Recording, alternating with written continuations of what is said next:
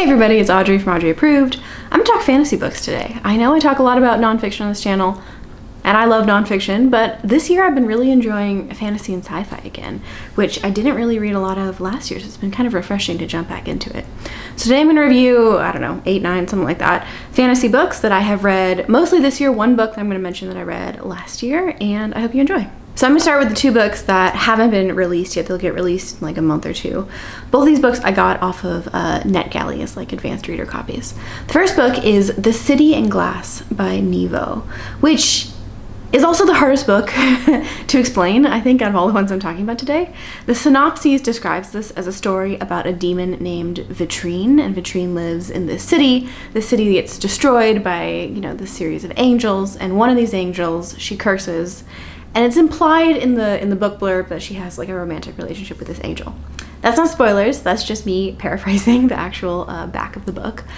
And I would say that that is not what this book is about.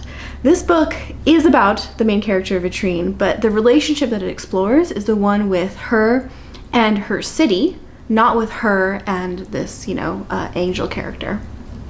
I think right off the bat, this book is what I would call a mashup of like fantasy and lit fic, because, you know, some people describe literary fiction as like all vibes, no plot. And I think this is like the fantasy version of like an all vibes, no plot. It reminded me a little bit of How to Lose the Time War, because that book I also thought was similarly kind of a mashup of lit fic, but sci-fi, in that both of these books you're kind of dumped into the world. There's not a lot of like world building that happenings. Not a lot is explained. Like you're not introduced to like the mechanics behind how this world works. But I don't know. I feel like when I read my fantasy, I want something that is, you know, has that kind of world building. And so for me, it was like really beautiful writing, but not enough kind of punch for me. I think if you're looking for a traditional fantasy read, this is not for you. If you're looking for a romance, this is not for you. But I do think that this will find an audience that does really appreciate it for its very lyrical and very beautiful writing. The other book that I requested off of NetGalley was Buried Deep by Naomi Novik, because I really enjoy Novik's writing. I've read her School of Mance trilogy, of which I really loved the first book, not so much the later books in the trilogy, but I really loved the first book. And then I also really loved Spinning Silver, which is one of her standalone novels. But I requested a copy of this book because it said that it had stories set in the worlds of familiar places, so set in the world of, say, the School of Mance. And it also said that the excuse me, last story in the book is set in kind of the new world in which Naomi Novik will go to in whatever forthcoming, you know, actual novel that she releases. And so I was intrigued by that, and I think that if you like Naomi Novik already, you will enjoy this. I think that many of the stories were kind of fun to drop back into familiar kind of worlds and environments. I think though that if you have never read Naomi Novik, it's not the place to start. And also if you're not a fan of short stories, you may not like it because many of these stories kind of fade away rather than have that kind of emotional punch that I tend to really like in my short story collections. All that being said, I think Naomi Novik is incredibly talented. She has such a wide variety, such a big imagination, and I am, if anything, just way more excited for whatever that next book is going to be, because the final story, the world, was just super, super cool. So yeah, again, if you're a fan, I think you'll like it. If you aren't a fan or you've never read her before, I start with something like maybe Spinning Silver instead. Next up, we have The Children of Hurin by J.R.R. Tolkien, which is a book that I buddy read with my dad as part of our monthly book club. And it's the only book this year that we've both given 5 stars to. That being said, I think if you are a casual Lord of the Rings fan, like you've watched the movies, but maybe you haven't read the books, or I don't know, you've read the books, but you weren't super into it, this is not the book for you, because this is a very different story to The Lord of the Rings. The Lord of the Rings takes place in the 3rd age of Middle-earth. This story takes place in the 1st age of Middle-earth. So right off the bat, you're not going to see any of your familiar characters. It's also kind of, you're kind of dumped into the story, I would say. Like, J.R.R. Tolkien has this massive world building that goes behind, you know, all of his books. And I do think it almost implied that you had some of this knowledge when you started the book. I think because I watch a lot of videos about Lord of the Rings and the world of Middle-earth. I was familiar with a lot of the names and places. But if you don't do that, then you may struggle a little bit with keeping track of characters and their backgrounds and all their different names. I also think it's a very different story in terms of tone, and I think that's all I'll say with regards to that. But Lord of the Rings is a very hopeful, uplifting story, and this is, I would say, a little different. If you really like Shakespeare, the kind of, story arcs that you see in Shakespeare, some elements of that kind of reminded me of Children of Hurin. But I thought it was a really beautiful, very different read, and then I think just, anytime I go back to the world of Middle-earth, it's always a good time. So I'm excited to get to the Silmarillion, which I still haven't gotten to this year, but I'm hoping to get to that very soon. Next up, we have Godkiller by Hannah, it's either Kaner or Connor, I'm unsure, which is the first book in a new trilogy. I think 2 out of the 3 books have been released now. Right off the bat, I love this cover. In real life, it's got like some gold foiling on it as well, so it's a really beautiful cover. I would call Godkiller basically The Witcher, but YA, because our main characters are this kind of grumpy warrior and who's got this kind of like dark past, and then she ends up getting hitched up with this kind of younger girl who has some sort of mysterious background that you don't know, and then there's all this like quests that are happening. And so it reminded me so much of The Witcher. I've only seen that TV show, I haven't read the books, but just what I got from the TV show. I think that the world building was really cool in Godkiller. I think what was unique in it is that many of the gods that you see, there's many gods that exist, but their power rises and falls with the belief that humans have in them. And so if you stop believing in a certain god, then its power diminishes, which I thought was really interesting and also kind of reflective of, today's religion and all of that. But it was one of those books, I think, that like, if I had the second book in front of me, when I finished the first book, I would have just kind of jumped right into it. But because I use the library a lot, because there are usually long hold times, it was like 6 or 7 weeks before I got the second book in this series, and so I kind of lost interest by the time I got to it. I think it's a fun read. I think it would be a really good beach read. I think if you're looking for a diverse cast of characters, you might like Godkiller. If you have finished with the trilogy or finished with the second book in the trilogy, you really enjoyed it, you can let me know. I'm not going to continue. I'm just not eager to continue, per se. I also want to mention The Tainted Cup again by Robert Jackson Bennett, which I talked about in my mid-year book freakout tag. I called this a really good balance of a murder mystery and really intricate, really lush world building. I also described the 2 main characters in this as a, what do I call it, Sherlock and Holmes-esque characters. I meant Holmes and Watson, but you get the vibe. And I, of course, still stand by that. I think I just really liked the world building in this. You're kind of set in, again, this kind of lush countryside where these different clans that are kind of politicking against each other. You've got attacking sea leviathans. You've got this giant wall with all these sea monsters trying to get past it. You've also got a whole suite of characters that have different kinds of like human augmentation, so that maybe they can smell a lot better or they have really good memory, stuff like this. But yeah, it was just so much fun. It kept me on my toes. It had really good pacing.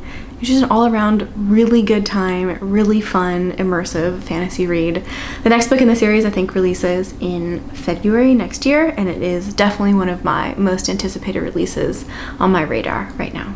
After enjoying The Tainted Cup so much, I decided that I wanted to read more from Robert Jackson Bennett. So I actually did a buddy read for Foundryside by the same author with Tiffany over at Towering TBR. And I'm going to give a 20-second plug to say that if you like my book taste, I really think you'll like Tiffany's book taste as well. Because not only do we overlap a lot in the books that we do read, but of the books that we have read, we typically feel very similarly about them, and so we have very similar taste in general. Anyway, we've been buddy reading quite a bit in the last few months, and it's been really fun. But yeah, we read this book together, and I would say right off the bat that it didn't hit as much as The Tainted Cup did for me. This is set in almost like a historical Venice, at least in my mind, a historical kind of not medieval, but European decidedly kind of setting, where our main character is a thief who, at the beginning of the story, steals this kind of very special artifact, and then a whole bunch of events unfurl from there.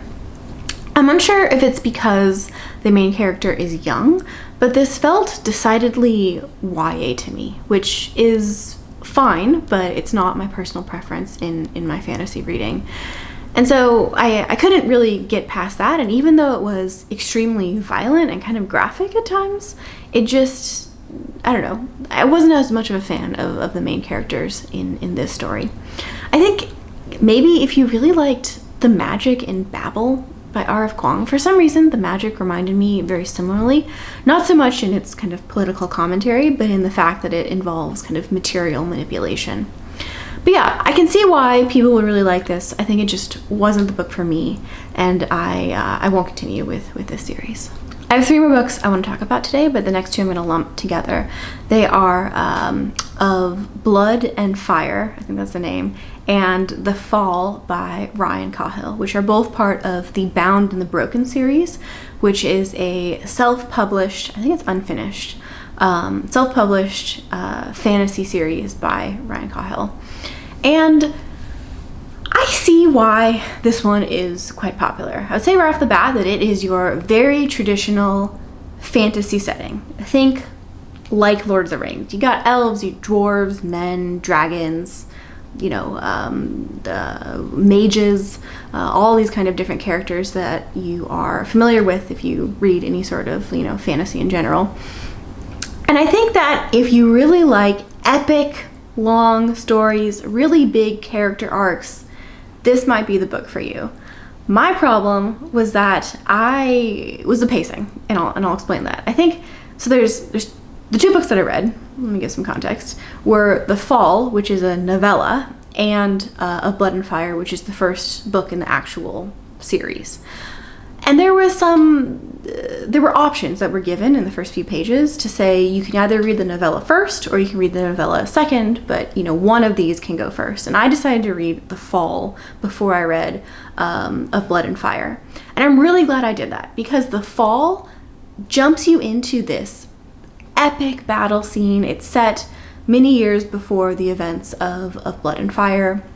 And I was really pulled into the storyline because in only 100 pages, there was just so much action and so much excitement. And I was like, wow, this is going to be a really good fantasy series. And then I picked up Of Blood and Fire, which is, I don't know, 500, 600 pages. And it was so damn slow. And this is my main problem with it, is that the writing is good, the characters are fun, you're definitely going to get these really big character arcs. But the pacing just drove me out of my mind. And so I put this down for, I'm gonna say 3 or 4 weeks before picking it up, and I think I would have DNF'd it if I hadn't read The Fall, because I kept waiting for Of Blood and Fire to get to the action. I haven't continued with this series, mainly because I'm just worried that the other books are going to be really slow as well. And every installment adds another like 300 pages to the book. So the second book in the series is like 800 pages, the third book is over 1,000. And if it's got that kind of pacing, I'm just not interested in continuing. I am open to being convinced otherwise, so if you have continued with this series and really enjoyed it, you can let me know. But again, I think that there is an audience for this.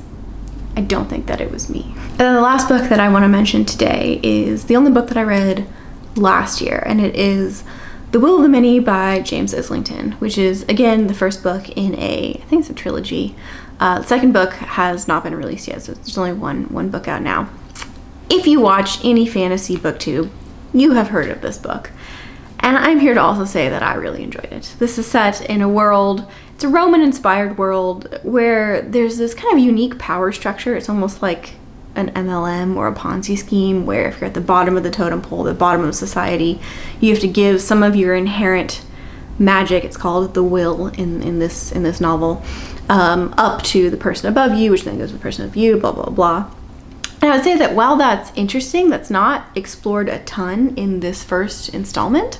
A lot of the book takes place in a magical school, although I will say that the magical school doesn't have the kind of personality like, say, Hogwarts or the School of Mance by Naomi Novik. It's just a magical school, but if you like that kind of environment, you might like this. And our main character kind of has to go through a series of tests and issues that pop up during his school year. I think that if you enjoyed The Name of the Wind from the Kingkiller Chronicles, if you liked the main character in that book, I think his name is Kvothe. I can spell it, I'm not quite sure how you pronounce it, but some people I know really dislike Kvothe, that main character from The Name of the Wind, because he's so perfect at everything. Everything he does, he's successful in. And I think that the main character in The Will of the Many is similarly successful in all of his endeavors. And so I can see how some people would get frustrated with a character like that.